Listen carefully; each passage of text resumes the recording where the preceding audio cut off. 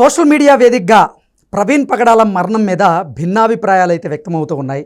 అది ప్రమాదవశాత్తు సంభవించినటువంటి మరణం అంటూ కొంతమంది అభిప్రాయాన్ని వ్యక్తం చేస్తూ ఉంటే, మరికొంతమంది మాత్రం అది ప్రమాదవశాత్తు సంభవించినటువంటి మరణం కానే కాదు, పక్కా ప్రణాళికతో ప్రవీణ్ పగడాలను హత్య చేయించారు అంటూ కొన్ని క్రిస్టియన్ సంఘాలు అయితే అభిప్రాయాన్ని వ్యక్తం చేస్తూ ఉన్నాయి.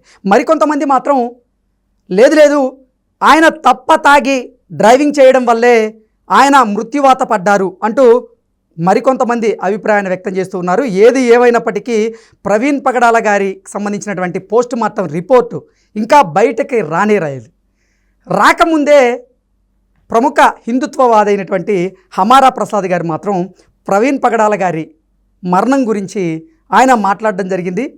పోస్ట్ మార్టం రిపోర్ట్లో ఖచ్చితంగా ప్రవీణ్ పగడాల తప్పతాగి డ్రైవింగ్లో ఆయన ప్రమాదవశాత్తు మరణించినట్లుగా వస్తుంది అంటూ ఆయన పెట్టినటువంటి పోస్ట్ ఇప్పుడు సోషల్ మీడియాలో వైరల్ అవుతున్నటువంటి నేపథ్యంలో ఆ పోస్ట్ వెనక ఆయన ఉద్దేశం ఏంటి, ఆయన దగ్గర ఎటువంటి ఆధారాలతో ఆ పోస్ట్ని ఆయన సోషల్ మీడియాలో పెట్టారు, అసలు ప్రవీణ్ పగడాల మరణం వెనక కారణాలేంటి అనేది మనం పూర్తిగా విశ్లేషణ చేసుకుందాం. ప్రస్తుతం మనతో పాటు ఉన్నారు ప్రముఖ హిందుత్వవాద అయినటువంటి హమారా ప్రసాద్ గారు. వారితో మాట్లాడదాం.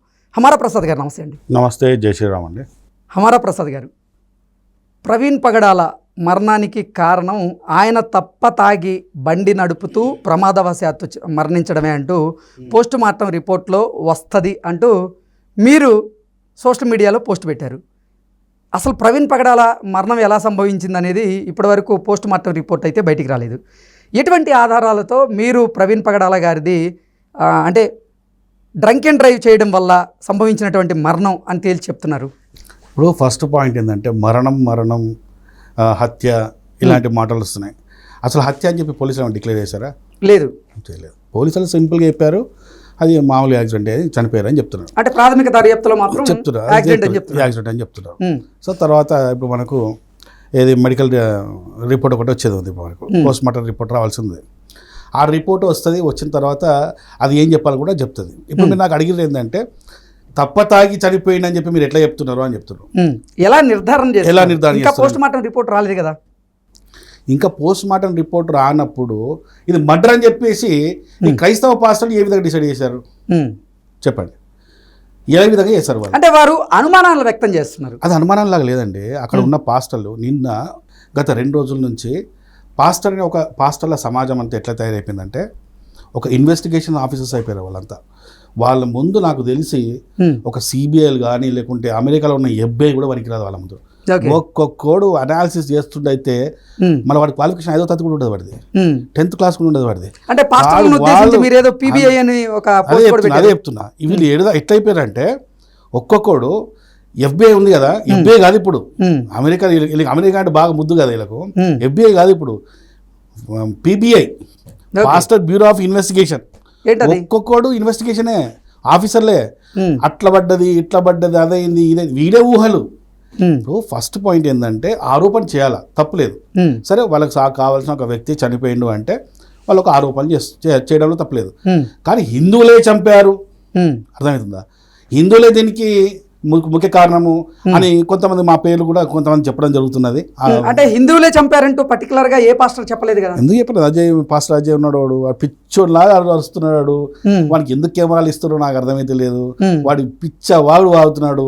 ఆ కారణానికి హిందువులే కారణం అని చెప్తున్నాడు. అజయ్ గారు తప్ప ఇంకెవరు కూడా హిందుత్వవాదులు ఈ మర్డర్ చేశారన్నట్టు ఎవరు చెప్పలేదు. నిన్నంతా ఛానల్స్ మొత్తం అదే మా పేర్లే కదా. నేను చంపింది మేమే అని చెప్పేసి మా ఒక 5-6 మంది పేర్లు చెప్తున్నారు కదా. ఓకే, మొత్తం మా పేర్లే వస్తున్నాయి అక్కడ. అసలు మాకే పనిపాట లేదా మాకు? ఇప్పుడు మీరు చంపం కావడం చూసిండా? అనుమానం ఉంటే చెప్పండి, కానీ మీరెట్లా ఫిక్స్ అవుతారు? కానీ పోలీసు వాళ్ళేమో అది మర్డర్ కాదు అని చెప్తే పోలీసు వాళ్ళకి వెళ్ళి వార్నింగ్ ఇస్తారు. వీళ్ళు ఏడాకి వెళ్ళిపోయారంటే ఈ 2 రోజుల్లో వీళ్ళే ఒక ఆర్డర్ ఇచ్చేస్తారు పోలీసు వాళ్ళకి, మీరు ఈ విధంగానే మాకు రాకపోతే మేము ఒప్పుకోము. అరే నువ్వేంద్ర ఒప్పుకుండేది పిచ్చోడా? నువ్వేంద్ర ఒప్పుకుండేది? అది మర్డర్ అయితే పోలీసులు మర్డర్ అనేస్తారు కదా, అవునా కాదా?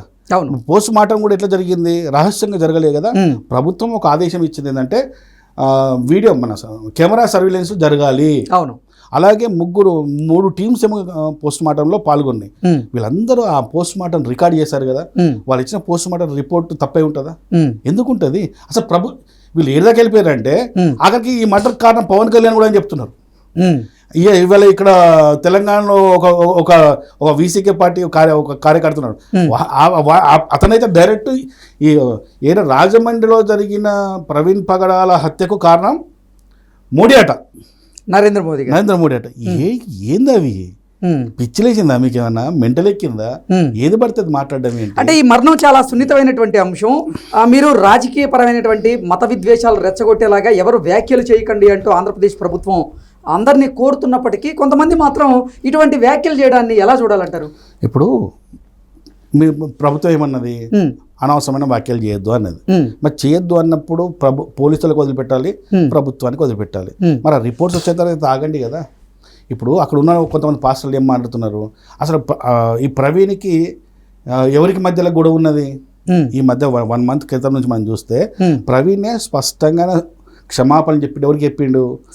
సమీ అనే ఒక ముస్లిం మత పెద్దకి చెప్పిండు. అతను ఏం చేసిండు అంటే వాళ్ళ ఖురాన్ మీద కానీ వాళ్ళ స్త్రీల మీద ఈ ప్రవీణ్ పగడాల అనే వ్యక్తి క్రైస్తవ పాస్టర్ ఏవైతే ఉన్నారో ఈయన చేసిన కొన్ని వాక్యాలు ఏవైతే ఉన్నాయో దానికే అతనికి హట్ అయ్యి ఆయన ఏం చెప్పాలో స్టేట్మెంట్ ఇచ్చిండు. ఆయన నేను చంపేస్తాను, నరికేస్తాం, అది చేస్తాం, ఇది చేస్తామని చెప్పి ఆయనకు వ్యంగ్యంగా సారి క్షమాపణలు చెప్పిండు. అసలు గొడవ ఎక్కడ జరిగింది? వాళ్ళిద్దరి మధ్య జరిగింది. ఏదైనా జరిగితే వాళ్ళ మధ్య జరగాలి కానీ అలా మమ్మల్ని ఎందుకు లాగుతున్నారు? మాకేం అవసరం? ఇప్పుడు అసలు ప్రవీణ్ పగడాల గారి మరణానికి మీకు ఏదైనా సంబంధం ఉందా? అందుకే వారు మీ మీద ఏమైనా ఆరోపణలు చేస్తున్నారా? అది ఏంటో సంబంధం చూపించమని చెప్తున్నాం కదా. మేము చెప్పేది అదే కదా. సరే ఇప్పుడు మేము చేసామనుకో, మా వాళ్ళు ఎవరన్నా చేశారు, మేమే చేసాం, హిందూ సమాజమే చేసింది అనుకో, పోలీసులు నిర్ణయిస్తారు కదా. ఇప్పుడు మర్డర్ మర్డర్ చేసినా తప్పే అండి. అది హిందూ చేసినా, ముస్లిం చేసినా, క్రిస్టియన్ చేసినా, ఎవరు చేసినా తప్పే. ఇదే ప్రవీణ్ పగడాల చనిపోయిన 5వ తారీఖు చనిపోయిన తర్వాత మాకు సాయంత్రం 6 గంటలకు తెలిసింది. నాకు తెలియగానే నేను ఫస్ట్ ఏం చేశాను తెలుసా? First pastor VP Reddy Vijay Prasad రెడ్డికి ఫోన్ చేశా. అలాగే పీటర్ పుట్ట అనే ఒక పాస్టర్కి ఫోన్ చేసి ఏమైంది, పరిస్థితి ఏంది అని చెప్పేసి మాట్లాడి మేము మానవత్వం చూపించినాం. మేము కాకపోతే బయటకు తెలివేవి వాళ్ళకి ఫోన్ చేసి అడిగితే చెప్తారు. వాళ్ళకి మేము ఫోన్ చేసినాం, అవసరమైతే ఫోన్ కూడా మేము కాల్. విజయప్రసాద్ రెడ్డి గారు అలాగే పీటర్ పాస్టర్ వాళ్ళు ఏమన్నారు, ఏం సమాధానం? వాళ్ళు ఏం చెప్పారంటే, అవునన్నా జరిగింది ఇట్లా, మరి మర్డర్ అని చెప్పి మేము అనుమానిస్తున్నాం అని చెప్తే, మరి మీ అందరికి ఇది మర్డర్ అంటే ఎవరికి చేసినా తప్పే అది. సో మేము కూడా ఖచ్చితంగా మీకు సపోర్ట్ చేస్తాము. తప్పు ఎవరు చేసినా తప్పే.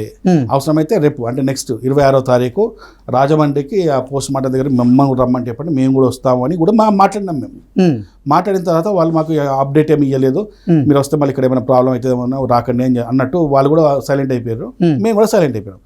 ఇక 26వ తారీఖు ఉదయం నుంచి సినిమా స్టార్ట్ అయింది. ఇక 27వ తారీఖు నిన్నటి వరకు ఎక్కడ చూసినా హిందువులు మతోన్మాదులు మేమే. అరే ఏంద్రా నాయన మీరు మాట్లాడేది? పోలీసులు నిర్ణయిస్తారు కదా. అది మొక్కలు ఎవరైనా తప్పు చేస్తే ఎవరు తప్పు.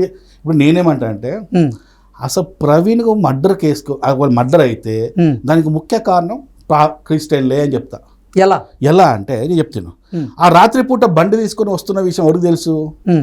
ఆ ప్రవీణ్ అనుచరులకు తెలుసు. ఆ ప్రవీణ్ పంపించింది ఎవరు ఆయనకు సంబంధించిన మనుషులతోనే ఆయన బయలుదేరింటాడు అక్కడ నుంచి. అంటే అక్కడ నుంచి బయలుదేరిన విషయం ఎవరికి తెలుసు?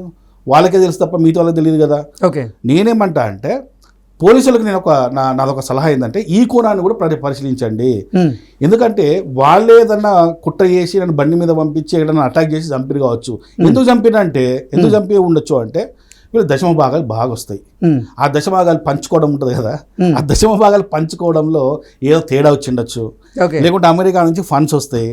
ఆ అమెరికా ఫండ్స్లో ఏదైనా తేడా వచ్చిండొచ్చు. వచ్చి నేను ఇప్పుడు ఈయన మంచి రిచ్ ఫ్యామిలీ అని చెప్తారు. ఏది పెద్ద ఖరీదైన కార్లు ఉంటాయని చెప్తున్నారు. మరి అంత ఖరీదైన కార్లు ఉన్నప్పుడు డొక్కు బైక్ మీద ఎందుకు పోయిండు?